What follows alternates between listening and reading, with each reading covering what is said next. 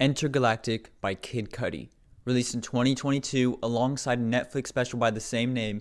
This is his 8th studio album, and it was definitely a surprise.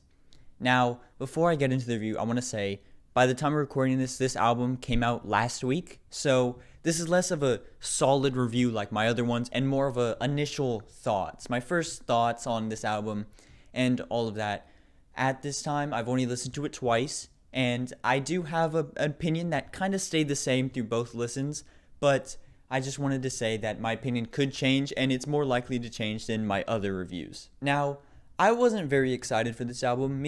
I like Kid Cudi. I like a lot of his songs. I think he has some really great songs, but also some really bad ones, to be honest.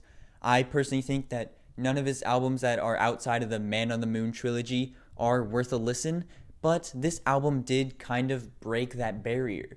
This album was a surprise to me, and it was a pleasant surprise. I didn't think it was going to be that good, but it was great. I really enjoyed it. A lot of the songs are a little slow. You can say they're boring, and that I can understand that. Songs like Angel were a little slow. I was like listening to Angel and I was expecting it to go like up like some of the other songs. Like it's really like slow pace, and I thought it was just gonna hit that, boom and go all the way up, but it never did. And so it was kind of disappointing. Some other songs are like that too. But I think for the most part, a lot of the songs are really good on this album. Now, I will say, I don't really know if I should talk about this as if it's an album or if it's a soundtrack, because like I said, there was a Netflix special, it was a movie that came alongside it the same day with the same name that I will also talk about in this review, but I'll talk about that later. And so I don't really know whether this is a soundtrack to that movie or if it's a standalone album. I believe it's an album. For this review, I will be talking about it as if it's an album. When I talk about the movie, I'll touch on the soundtrack, which is the album, and I'll just say my thoughts on whether it is, because my opinion is different whether looking at it as an album or a soundtrack, but we'll get into that later. First, let's just talk about the features. Ty Dolla $ign and Kid Cudi are an amazing duo, something that I never knew I really needed in my life. These two on songs like Can't Shake Her and Willing to Trust are just perfect. Their voices sound so great together with that little melodic and kind of psychedelic feel that Kid Cudi has on a lot of his albums. I think Ty Dolla $ign does a great job of showing this side. Now, I will say Don Toliver got a very boring feature. Like, the two songs with Don Toliver on it, I don't care for. I think they're pretty mid. Like, I don't think they're horrible, but, they're the worst songs on this album. I know I've said this before, I'm not a huge Don Toliver fan. I like some of his features. I think he is a great feature artist, but I think it just doesn't really do it for me. It's very boring, very basic, and while their voices, Kid Cudi and Don Toliver, go well together, they're not bad together. It's just, they're pretty weak, the songs that he's on. And I'm not saying that's because of Don Toliver. I'm not saying that's because of Cudi. I'm just saying they're just very basic songs. I did admit it. Now, I will say I did listen to the singles before this album came out. Do What I Want. I remember listening to it and I didn't like it. I thought it was pretty bad. And so that made my expectations for this album go really like boom. But I did listen to Willing to Trust before the album came out, and I really liked that song. And so my expectations went up a little bit. Now, saying my other listens to this album, I will say I like Do What I Want now. I thought it was bad when I first listened to it all the time ago when the single came out, but now I think it's good. I think it's a good song, and I think a lot of the songs are really good. Now, I will say some of them, like I said, they're a little boring, and I can admit that. Some of them are like, I wasn't really like, oh God, I really want this to be over. I was like, okay, is this all the song is? Or like, it's not bad, but it's just like, I'm ready for it to be over. I wouldn't necessarily skip it. Like, it's weird because I want to like Angel. It's a good song. It's just really slow. It's too slow for me, and it's weird. I like slow music, but it's just too slow. There's nothing really special about it, and it kind of just fades into this album being another one of the basic mediocre songs that I think a lot of the songs on this album are. Now, putting this album by itself and removing it from the Entergalactic movie, I think it's pretty average. There's nothing really special about it, nothing really to hold it above all the other Cudi albums. It's definitely not his worst, but it's also not his best. I think it's probably his fourth or fifth best album. I don't know. I'd have to go and re-listen to all of them.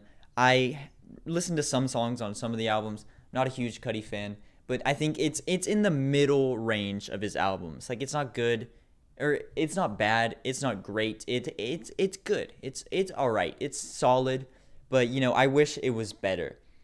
Now, going to this as a soundtrack, it improves the rating so much because the movie and this album go together so well.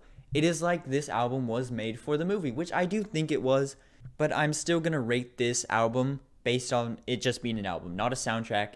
I think it didn't really succeed as being a standalone album such as the Black Panther album did. But with all that being said, this was a decent surprise from Kid Cudi. I wasn't expecting too much, and I enjoyed it. I enjoyed it the first listen. It's pretty short, only 45 minutes. There are 15 songs on it. One of them, the first one, is it's basically an interlude. It's like a minute 30 seconds. It's just a beat, so I'm gonna count it as an interlude. So it's really just 14 songs, and I think the beginning of this album is so much better than the end. But after all that, I think it was a solid listen. And to all the Cudi haters, the Kanye stans, I think it's a decent listen that you should give it a shot. But let's just get on to the ranking. I'm going to give the Entergalactic album a 7 out of 10. Now, I know this review was a little short. Like I said, this is just my initial thoughts. I haven't been able to digest this album fully. Like I said, it came out a week ago at the time of recording. And so I'm still learning new things about this album. I'm still figuring out which songs I like the best so far. Willing to Trust, Can't Shake Her, Ignite the Love, and Maybe So are my favorites. I'm sorry, I paused there. I just had to look and to make sure what I really liked. Now, I will say, a lot of people say Ignite the Love is the worst. I love that song. That was a song that hit me the best. It was my favorite when I first listened to it, and it's still kind of my favorite. I really like that song. So I don't get the hate. But now I want to talk about the movie Entergalactic. Now, this doesn't mean I'm going back to my old Cryptic Critiques. I'm not reviewing movies. I'm just reviewing this because of the album. This movie is amazing. It is a little basic with the love story. There's no exciting twists, no exciting turns. It's kind of predictable. It's kind of basic.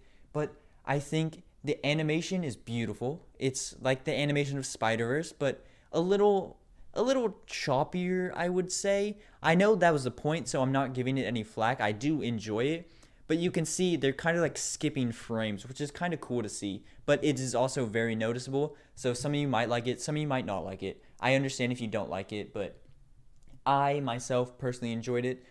And I think Cudi does a great job. I think he's a good voice actor.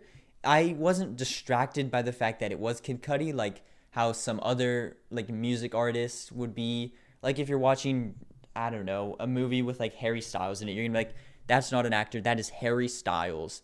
But this, I wasn't really like, that's Kid Cudi. Oh my God, it's Cudi. I was like, oh, that's the character. That's cool.